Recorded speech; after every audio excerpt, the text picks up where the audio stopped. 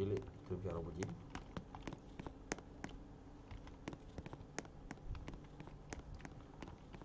Okay, ready?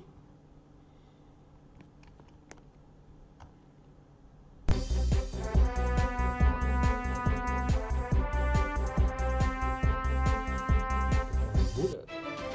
Siapa orang tahu nak air Zam-Zam Nabi Ismail? Macam langit Nabi Idris. Iblis itu kepada api. Apakah yang mempunyai bahtera? Nabi Yaakob bersedih dengan anaknya Nabi Yusuf sehingga baginda buta. Meninggalkan negara Nabi Nuh.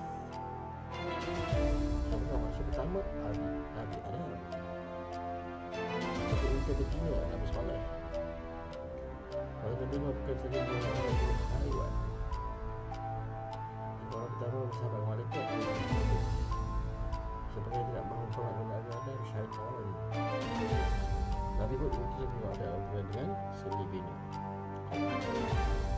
Malam menunggu daripada tanah. Dan Hawa diturunkan ke dunia. Mereka dengan Yusuf sehingga terpotong jari dengan pisau. Dan mengacak Nabi Yusuf punya kebolehan menaksir mimpi. Satu orang akan menjadi khalifah Abu Bakar As-Siddiq. Yusuf telah tinggalkan oleh adik-adiknya dalam telaga. Apakah hukuman yang kena Nabi Ibrahim oleh Namrud? Dibakar hidup-hidup. Orang yang pertama mengatakan Sayyidina Muhammad Ali bin Abi Talib. Rumah siapakah yang menjadi Sulaiman Al-Aqab? Orang yang pertama menjadi muazzin Bila dengan Muhammad. Siapakah yang mencuk Nabi Idris? Mereka telah dimakan Nabi dan jual kepada menteri. Malaikat dibuat daripada cahaya.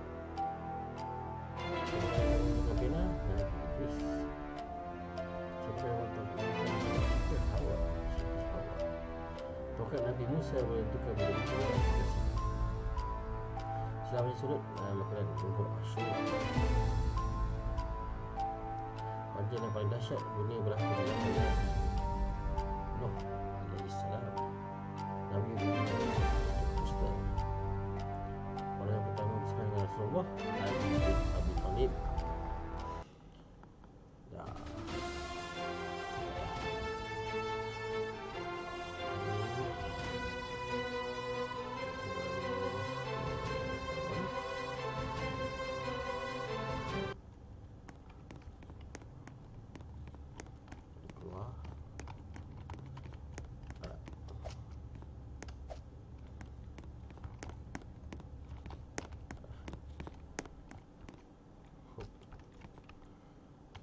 I untuk keluar. Okey, kita boleh lihat